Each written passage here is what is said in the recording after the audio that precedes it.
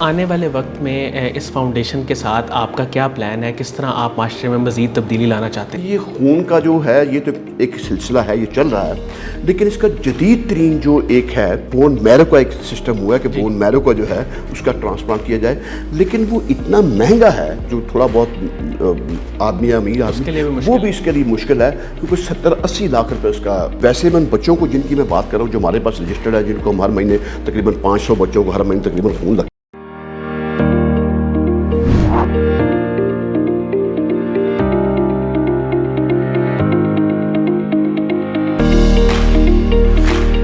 السلام علیکم ناظرین، شیئرنگ آف پروفیشنل وزڈم کے ساتھ میں ہوں آپ کا میزبان علی رحمان خالد. ناظرین، زندگی میں روشنی بنے اور سوچ بدلے گی تو پاکستان بدلے گا، اسی ٹیگ لائن کے ساتھ ہم ایک بار پھر حاضر خدمت ہیں. آج جو مہمان ہمارے ساتھ موجود ہیں ویسے تو وہ کسی تعارف کے محتاج نہیں، لیکن ان کا جو خاص کام ہے وہ یہ ہے کہ یہ سوشل ورک کر رہے ہیں. کئی اس وقت پاکستان کی بڑی تنظیموں کے ساتھ منسلک ہیں. صدر ادارہ فلاح انسانیت ہیں اور اس کے ساتھ ساتھ سینئر وائس چیئرمین ہیں نصرت فاؤنڈیشن کے. اس کے علاوہ بھی کئی تنظیمات کے ساتھ یہ منسلک ہیں اور بطور ایڈیٹر بھی یہ کام کر چکے ہیں روزنامہ وفاق، اساس اور خلیج میں. آج ہم ان سے یہ جانیں گے کہ بینگ اے رائٹر انہوں نے معاشرے کو کیسا دیکھا اور سوشل ورک کی طرف ان کا رجحان کب اور کیسے ڈیولپ ہوا. السلام علیکم سر، کیسے ہیں؟ وعلیکم السلام رحمۃ. اچھا خالد اجاز مفتی صاحب، مجھے یہ بتائیے گا، میں آغاز یہاں سے کرنا چاہوں گا کہ آپ نے کب سوچا کہ آپ نے سوشل ورک کی طرف آنا ہے، خدمت خلق کا کام کرنا ہے، اور یہ جذبہ آپ کے اندر کب اور کیسے ڈیولپ ہوا؟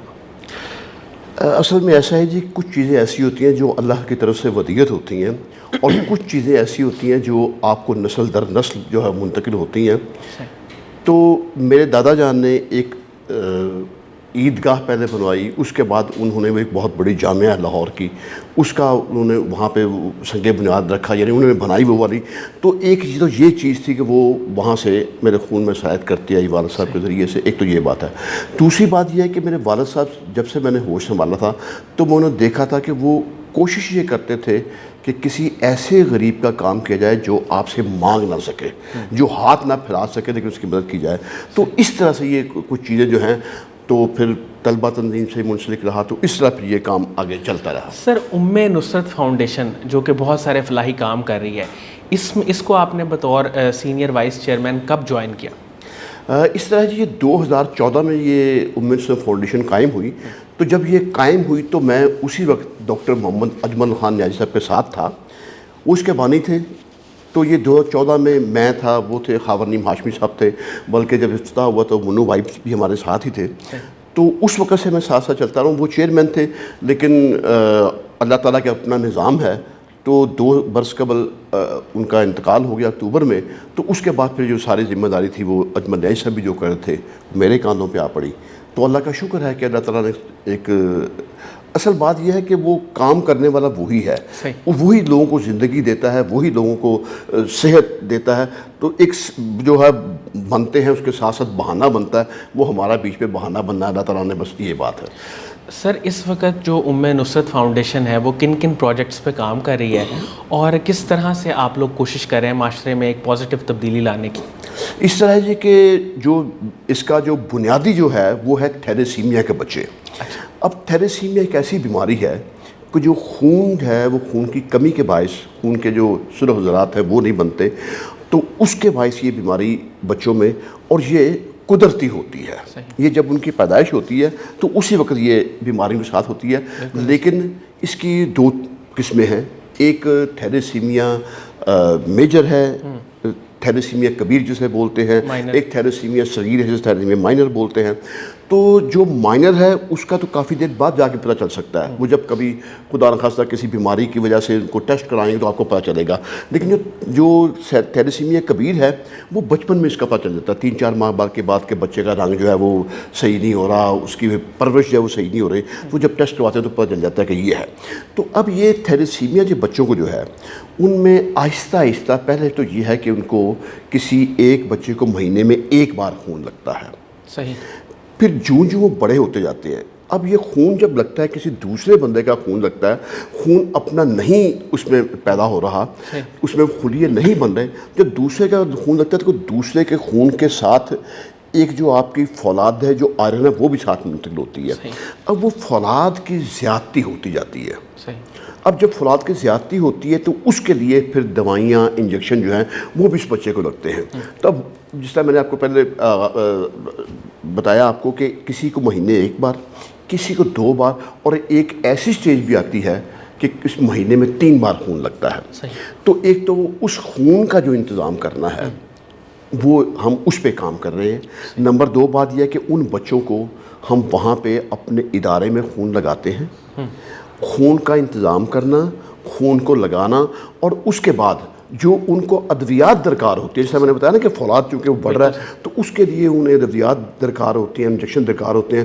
تو وہ بھی اللہ تعالیٰ کا شکر ہے کہ اس ذات باری تعالیٰ نے اس کا اہتمام کیا ہوا ہے. ہمیں ایسے ڈونرز دیے ہوئے ہیں, ایسے لوگ دیے ہوئے ہیں کہ جو ساتھ ساتھ ہمارا تعاون کر رہے ہیں, اور ہم وہ ان کا یہ سلسلہ یہ والا آگے چل رہا ہے. سر اس کی اویئرنیس کے حوالے سے بھی آپ کچھ کام کر رہے ہیں؟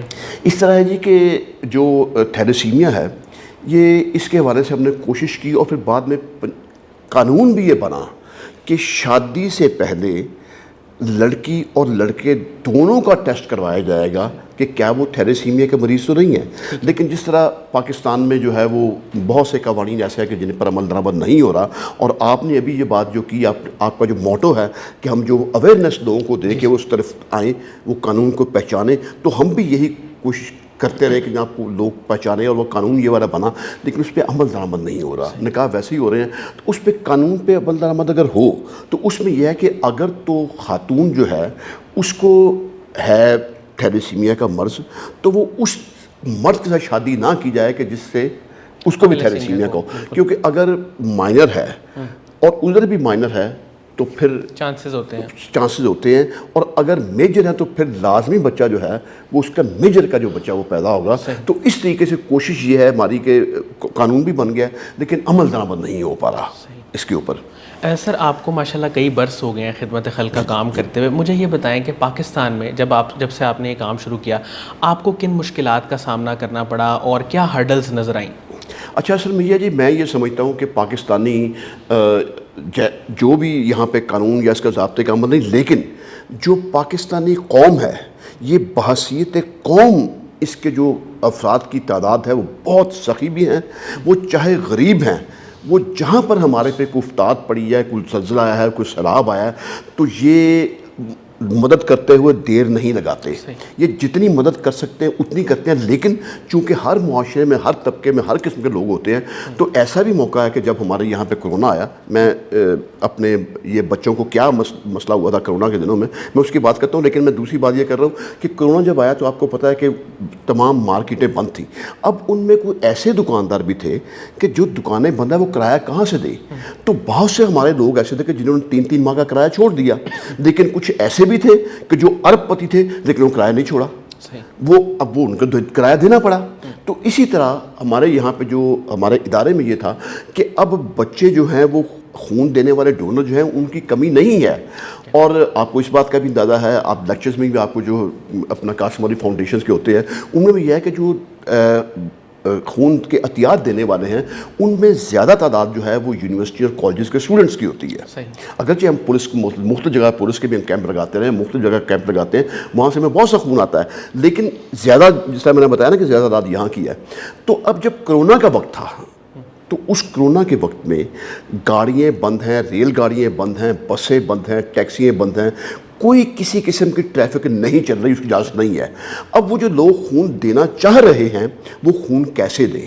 اس لیے کہ یونیورسٹیاں بھی بند, کالجز بھی بند, اور ہاسٹل بھی بند ہونے کی وجہ سے کوئی میاں چنو بیٹھا ہے, کوئی ڈیرہ غازی خان بیٹھا ہے, کوئی پشاور بیٹھا ہے, کوئی پنڈی بیٹھا ہے. اب وہ کیسے آ کے یہاں پہ اپنے خون کا عطیہ دیں؟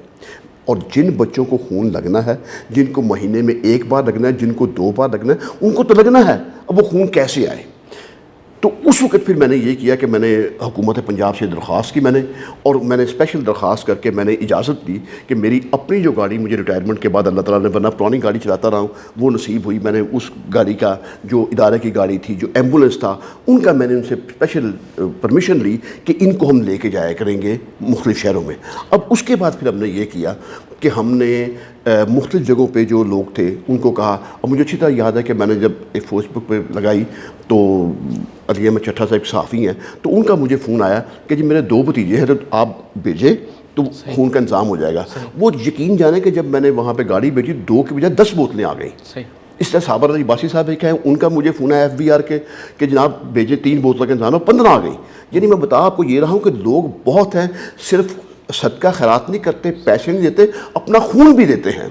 لیکن وہ یہ ایک پرابلم آئی. اب اس کے بعد یہ ہوا, آپ کا جو سوال کا اصل جواب ہے کہ جہاں پہ ہمیں پریشانی ہوئی, اب وہ یہ ہوا کہ ان بچوں کو کریں کیا, ان کو کیسے خون لگائیں, کیونکہ جب خون لگنا ہے تو وہاں پہ اس جگہ پر ان کا خون کا جس کا خون دیا ہوا اس کا پہلے کراس میچنگ بھی ہونی ہے. اس میں دیکھنا ہے کہ اس خون میں کوئی بیماری تو نہیں ہے, کیا اس کے ساتھ میچ کر رہا ہے, اور پھر وہاں پہ ڈاکٹر کا ہونا ضروری ہے, نرس کا ہونا ضروری ہے. تو پھر ہم یہ کرتے تھے کہ ہم نے دیکھا بھی کون کون سی ہمارے پاس اسپیشل بوتلیں آئی ہیں اور اب کن کن بچوں کو جو ہے خون کی اس وقت ضرورت ہے. تو ہم پھر ایک دن کرتے تھے کہ ایک دن ننکانہ صاحب رکھ لیا, ایک دن گجرانوالہ رکھ لیا, ایک دن قصور رکھ لیا, ایک دن کنگن پور رکھ لیا. تو اس طریقے سے ایک دن گجرانوالہ رکھ لیا. تو اس طریقے سے ہم ان لوگوں کہتے تھے کہ کل ہم آئیں گے, آپ اپنے بچوں کو تیار رکھیے گا. ان کو ساتھ لے کے ہم یہاں نصرت فاؤنڈیشن کے ہاسپٹل میں آتے تھے, یہاں ان کو خون لگانے کے بعد پھر ان کو چھوڑ کے آتے تھے. تو اللہ تعالیٰ نے چونکہ ان کی زندگی کا انتظام کر رکھا تھا, اس لیے سارا ہوتا. سر آنے والے وقت میں اس فاؤنڈیشن کے ساتھ آپ کا کیا پلان ہے, کس طرح آپ معاشرے میں مزید تبدیلی لانا چاہتے ہیں؟ اصل میں یہ ہے کہ یہ خون کا جو ہے یہ تو ایک سلسلہ ہے, یہ چل رہا ہے, لیکن اس کا جدید ترین جو ایک ہے وہ بون میرو کا ایک سسٹم ہوا ہے کہ بون میرو کا جو ہے اس کا ٹرانسپلانٹ کیا جائے. لیکن وہ اتنا مہنگا ہے کہ عام آدمی تو کیا, دوسرا جو تھوڑا بہت آدمی امیر آدمی وہ بھی اس کے لیے مشکل ہے, کیونکہ 70-80 لاکھ روپے اس کا ہوتا ہے. اب جب ویسے میں ان بچوں کو جن کی میں بات کر رہا ہوں جو ہمارے پاس رجسٹرڈ ہے, جن کو ہم ہر مہینے تقریباً 500 بچوں کو ہر مہینے تقریباً خون لگتا ہے, تو ان میں سے ایک بچے کے اوپر آج سے کچھ 6 ماہ پہلے تک جو خرچ آتا تھا مہینے کا, وہ کوئی 20 سے 25 ہزار کا خرچ تھا, کہ جس میں بیگ بھی ہے, جو بلڈ بیگ ہیں, ان کے لیے دوائیاں ہیں, جو بھی آنے جانے کا خرچ بھی ہم دیتے ہیں. اور اب وہ خرچ جو ہے وہ بڑھ کے 50,000 سے اوپر چلا گیا ہوا ہے. تو جب اتنی مہنگائی ہو گئی ہے تو وہ جو میں آپ کو 60-70 لاکھ کی بات کر رہا ہوں, وہ پتہ نہیں اب کروڑ سے اوپر جا پہنچا ہوگا بون میرو کا. تو وہ ظاہر ہے کہ وہ اب افورڈ نہیں کر سکتے. تو ہماری سب سے بڑی جو کوشش ہے وہ یہ ہے کہ ایک ایسا ہاسپٹل بنایا جائے, اور ہم یہ گزارش کریں گے محکمہ سوشل ویلفیئر سے بھی, گورنمنٹ آف پاکستان سے بھی, کہ وہ بنائیں. ہم ساتھ ان کے ساتھ چلتے ہیں. تو اس میں جو ہے یہ بون میرو ٹرانسپلانٹ کا جو ہے یہ سسٹم کیا جائے, تاکہ وہ مستقل طور پر بچے جو ہیں وہ صحت یاب ہو سکیں. اچھا سر, مجھے آخر میں یہ بتائیے گا کہ آپ نے ماشاءاللہ اتنا سارا کام کیا, اس کے پیچھے آپ کی انسپائریشن کون تھے, اور آپ نے اپنی زندگی میں کبھی کوئی مشکل وقت گزارا یا کوئی ایسی تکلیف دیکھی جس نے آپ کو بہت توڑا ہو؟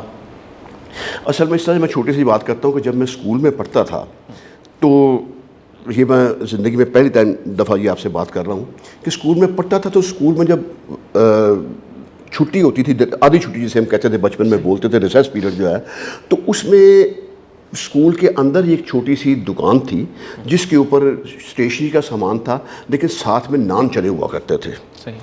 تو وہ جب وہ چھٹی ہونی تو انہوں نے, وہ جب میں نے دیکھنا کہ وہ اس کی چنوں کی خاص خوشبو جو ہے وہ آنی, تو وہ چنوں کا جناب انہوں نے ایک 10 پیسے, اس وقت 10 پیسے چنے ملتا تھا, نان ملتا تھا, چنے فری انہوں نے اوپر لگا دینے ہوتے دینے. اب میں کوشش کرتا, مجھے وہ 5 پیسے ملتے تھے اور ایک 7 پیسہ 6 پیسے مجھے آنا ملتا تھا اس کا جیب خرچ. تو اب میری کوشش تھی کہ میں کس طریقے سے اس کو کھاؤں. تو ایک دن مجھے والد صاحب نے کہا کہ یار مہنگائی بڑی ہو گئی ہے, تو میں اب آپ کا جو جیب خرچ ہے وہ 10 پیسے روزانہ ہوگا. یقین جانیے کہ اس وقت گھر سے لے کر اسکول جانے تک اور آدھی چھٹی ہونے تک کا جو وقت ہے وہ میں نے کیسے گزارا ہوگا کہ آج مجھے نان چنے کھانے کو ملیں گے. اور جب میں وہ دکان کھلی, وہ چھٹی ہوئی اور میں وہاں سے پہنچا تو پہلے 10ویں 9ویں والوں کی لائن لگی تھی, کیونکہ ان کے بالکل دکان کے پاس تھے ان کے کمرے. تو جب میری باری آئی تو میں نے اسے پکڑایا, میں نے کہا یہ لے مجھے نان چنا. اس نے ایک دم سے ہاتھ یوں کیا, کہ تجھے نہیں پتا یہ پرسوں کا 2 آنے کا ہو چکا ہے. تو مجھے وہ کھانے کو نہیں ملا. یہ ایک چیز ایسی تھی کہ جس سے میرے اندر یہ ہوا کہ نہیں یار, جو غریب لوگ ہیں ان کے لیے بھی جو ہے وہ کچھ نہ کچھ ہونا چاہیے. دوسری بات میں نے ایک جو چیز دیکھی تھی وہ یہ دیکھی تھی کہ ہمارے یہاں پہ جو بھی کام ہو رہا ہے, ہمارے پاکستان میں جو بھی گورنمنٹ آئی ہے وہ اشرافیہ کے لیے کام کرتی ہے, غریب لوگوں کے لیے بہت کم لوگ جو ہیں وہ اس طرف توجہ دے رہے ہیں. تو میں تو اس حوالے سے اپنے والد صاحب سے بہت انسپائر تھا کہ انہوں نے سر سید احمد خان پہ اس وقت وہ اتھارٹی مانے جاتے ہیں دنیا میں. سر سید احمد خان پہ کسی نے اتنا کام نہیں کیا جتنے ویرال صاحب نے کیا. یہ پہلے جو جامعہ پنجاب یہ اولڈ کیمپس ہوتا تھا, یہ نیو کیمپس جو بنا یہ نہر کے نزدیک, اس کا جو پہلا بلاک بنا اس بلاک کا نام تھا IER, institute of education and research. تو اس کی وہ پہلی کلاس کے ایم اے ایجوکیشن کے طالب علم تھے. اس کے بعد وہ انگلینڈ انہیں لیکچرشپ مل گئی. لیکن انہوں نے کیا کیا, انہوں نے یہ کیا کہ انہوں نے تحقیق کا کام کیا, اور تحقیق کے کام کے لیے وہ 6 ماہ وہاں دن رات نوکری کرتے تھے, اوور ٹائم لگاتے تھے. اس کے بعد India house library, British museum library, وہاں سے بیٹھ کے وہ ریسرچ کرتے تھے, اور ریسرچ کر کے وہ پاکستان آ جاتے. یہاں وہ 1.5 سال 15 سال بیٹھ کے وہ کام کرتے. چونکہ انگلینڈ سے زیادہ 2 سال کے باہر نہیں رہ سکتے تھے, تو وہ جاتے ہوئے پھر جا کے تو وہ سارا ریسرچ کا انہوں نے کام کیا. اب میں اسے فخر کہوں یا شرمندگی کہوں, یہ اس کا فیصلہ آپ قاسم علی فاؤنڈیشن کے صاحب آپ کریں گے, قاسم علی شاہ فاؤنڈیشن کے, کہ یہ میرے لیے باعث کیا ہے کہ آج بھی وہ میرے والد صاحب کا مکان جو ہے وہ آدھا کچا ہے آدھا پکا ہے. انہوں نے اپنا تمام پیسہ, تمام کمائی جو ہے انہوں نے تحقیق پہ لگائی. انہوں نے ذات کے لیے اپنے بچوں کو کچھ جائیدادیں نہیں بنائی. اور اس وقت 7 کتابیں ان کی جو ہیں وہ سر سید احمد خان پہ ہیں, جن میں 2 کتابیں جو ہیں وہ خود نوشتہ ہے. فرسٹ ٹائم ان دا اردو لینگویج کہ کسی کی جو آٹو بایوگرافی خود نوشتہ ہے وہ کسی نے لکھی ہے. اس کے بعد بادشاہ ظفر کی آخری شب و روز, تحریک پاکستان, اس پہ بڑا کام. پھر رویت ہلال پہ ان کا ریسرچ کا کام ہے, وہ انہوں نے کتابیں لکھی ہیں. تو میں ان سے بہت انسپائر سب سے زیادہ. اور اس کے بعد ڈاکٹر اجمل خان نیائی صاحب نے, وہ بھی ساری زندگی کالم بھی لکھتے رہے, کرتے رہے. تو ان سے جب یہ ادارہ سے ساتھ ہوا تو انہوں نے بھی اپنا باقی جو ٹائم تھا اپنے آگے جانے تک کا وہ سارا اس کے ساتھ منسلک کیا. تو ان دونوں شخصیات سر, قاسم علی شاہ صاحب کے کام کو اور ان کی فاؤنڈیشن کو آپ کیسے دیکھتے ہیں؟ قاسم علی شاہ صاحب جو قاسم فاؤنڈیشن ہے, اس کو میں ایسے دیکھتا ہوں کہ جو میں کہتا ہوں نا, جس طرح اس کا ہے کہ میں چاہتا ہوں کہ پاکستان میں آئین جو ہے اس پہ عمل درآمد ہو, اس پہ قانون پہ عمل درآمد ہو. اور قاسم علی شاہ فاؤنڈیشن جو ہے وہ قاسم علی صاحب جب لیکچر دیتے ہیں یا باقی کام کرتے ہیں تو اس میں یہی ان کی کوشش ہے کہ لوگوں کو اصل بات تک پہنچایا جائے, لوگوں کو بتایا جائے کہ ان کی ذمہ داری کیا ہے, ان کے فرائض کیا ہیں, ان کے حقوق کیا ہیں. وہ اپنے نہ صرف اپنے حقوق کے لیے جدوجہد کریں بلکہ اپنے فرائض بھی ادا کریں.